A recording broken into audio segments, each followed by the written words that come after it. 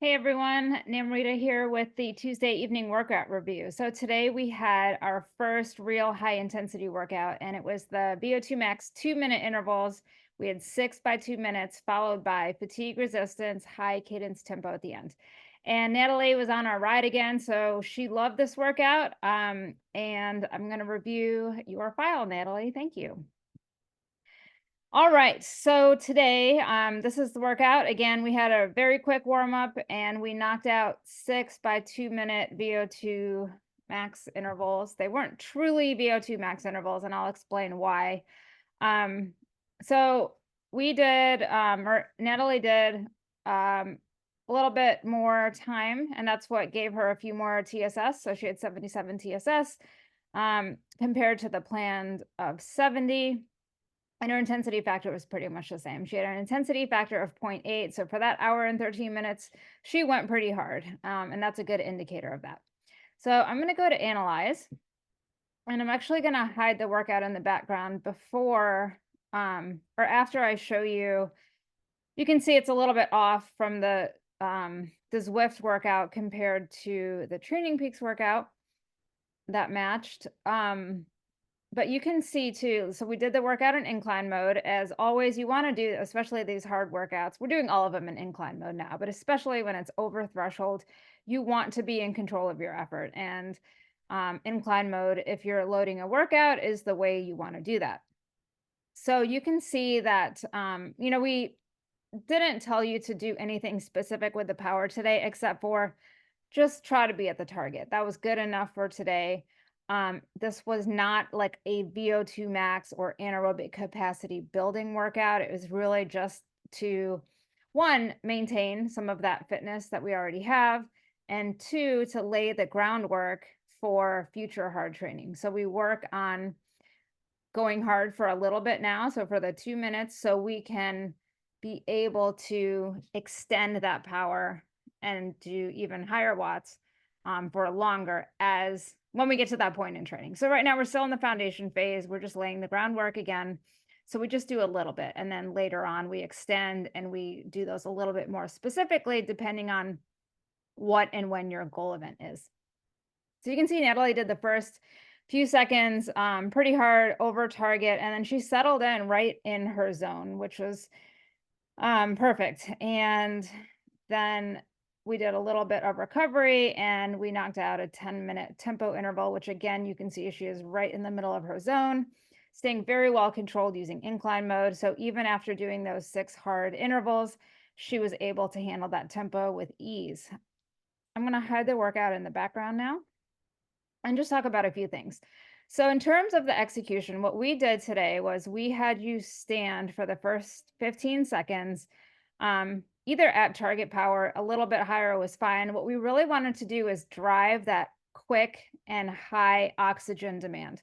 So when you start exercising, when you transition from rest to exercise, your body, the slowest energy system to ramp up is your aerobic system. And that's the one that's delivering oxygen for aerobic respiration in your muscle to make ATP using that oxygen out of fat, carbohydrate, lactate, whatever. So that transition when you first start, especially when you start hard, your body's like, whoa, I need to ramp up fast and make ATP fast. So it uses the phosphocreatine system that only lasts for maybe 8 to 10 seconds at the most. And then it resorts to your anaerobic metabolism. So your glycolytic system, you are using your fast twitch, you're producing lactate, you're oxidizing carbohydrate, and it's faster. So all the energy stores are in the muscle. It's right there. Your body is not relying on this like slower delivery of oxygen necessarily like it is for primarily aerobic efforts. So that is the start of exercise. Now, again, your body doesn't know when you're going to be done. So it wants to ramp up that aerobic system. It wants to get that oxygen in so that aerobic system can take over and hopefully extend your effort for as long as you need to, so you don't fatigue. If you can't hold your anaerobic effort for very long, right about a minute maybe. So we wanted to create that oxygen demand, that fast component of your VO2 max. We wanted to really emphasize that. And so with the standing, what we're doing is we're recruiting more muscle, motor units, more muscle fibers quickly, greater muscle recruitment, greater oxygen demand. So we're really, again, emphasizing that fast oxygen demand, uptake, and delivery, or delivery and uptake into your muscle. So then as your aerobic fitness improves, that lag time between your aerobic system catching up with to take over from the anaerobic is much shorter. And so more fit athletes will have a faster VO2 uptake. So that deficit, that oxygen deficit, or that lag time is not as long. Now, that's something that we're working on training, right? So that's why we had you standing. We had some questions on, can I stay seated if I can hit the power? Yeah, we know you can hit the power seated, but that wasn't the point. We wanted to emphasize that higher demand for oxygen very quickly. Then we sat down in the saddle and we wanted to hold high cadence again, because we are emphasizing the cardiovascular system. That's what's driving the oxygen intake, uptake, and or delivery into your muscle. And so rather than overloading the legs there, we wanted to use high RPM, drive that heart rate up, and get the blood pumping and delivering oxygen as quickly as possible. And really just kind of push through, 1 minute and 45 seconds of some discomfort, some more for some of us. And the coaching tip there was to really focus on being relaxed and present in that specific effort. So not thinking about, how am I going to do this 6 times in a row, just focus on that one interval. And you can see Natalie did a super job. All her intervals were actually very consistent in power. Just looking at, I'll smooth these out so you can even see how close they were. So her third one, maybe she had a little bit of trouble focusing. Maybe she was working on her cadence. Let's see. Her cadence was actually highest on that one. And so maybe she had or highest on the second one. And then it looked like it was lower on that third one. So again, we're training our bodies to make that higher power target with the faster cadence. Takes a little bit of practice, again, totally fine. The more you do these types of efforts, the better your execution is going to get.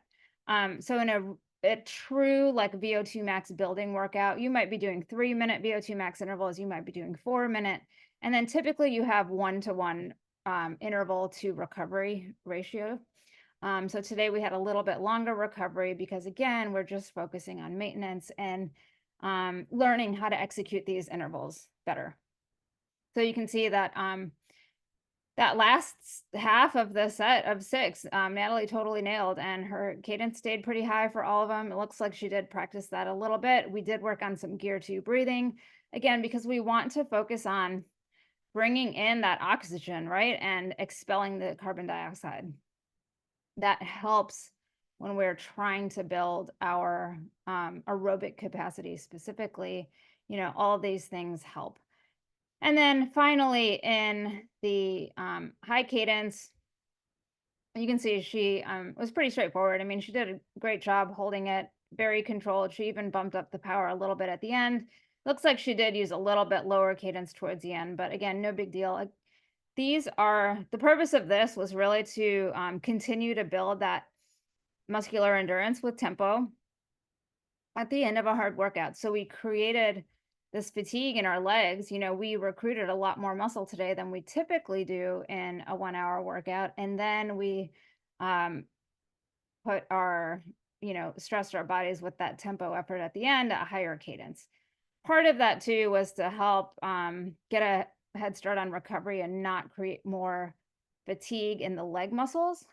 So with a higher cadence, I might have felt a little bit uncomfortable, 90 to 95 RPM at the end of that workout, but I think you all handled it pretty well. And hopefully it didn't create any more residual leg fatigue.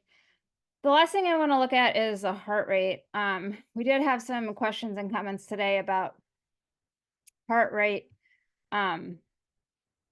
being higher than expected, like later on in the tempo part. So one reason for that is we were doing higher cadence tempo. So compared to lower cadence tempo, you'd probably see your heart rate higher. Again, because the faster cadence is creating faster demand for blood, and your heart is pumping faster to deliver that. The other thing is with the slow component of Vo2max. So when we're working above threshold, um, your body is progressively recruiting more muscle fibers, and so you start recruiting those more fast twitch fibers that are less efficient. So you're fatiguing, and part of that is you might see slightly higher heart rate when you come off of that, because now your slow twitch is back again, trying to handle that load, and with more muscle fibers recruited there with the slow twitch, there might be a higher demand, and so your heart is pumping faster to deliver it. There's also the adrenaline component. So with the higher intensity, until your fitness starts coming around, you might see that you have a little bit higher heart rate response. That's possible. So a few different things could be happening there, but definitely, Natalie's heart rate was nice and responsive, came down after each one. Something we see with the 40-20s when we do our Vo2max micro intervals is we see the heart rate elevated in between in the recovery intervals, because those recovery intervals are so short. With these longer ones, you would expect to see the heart rate go up with the effort and then come down to fully recover, which Natalie's totally did. So that was all good. It even, went way down here, and then in that steady state tempo interval, if I select that for the 10 minutes, her power to heart rate was pretty low, 1% or less, if I drag the right interval. So yeah, great job with a lot of different things happening today. It was a fast and furious one. Natalie, you honestly made it look easy, and you had fun doing it. So good day to have a good day. Everyone, make sure you recover really well after today, and we will see you back on Thursday with some more tips.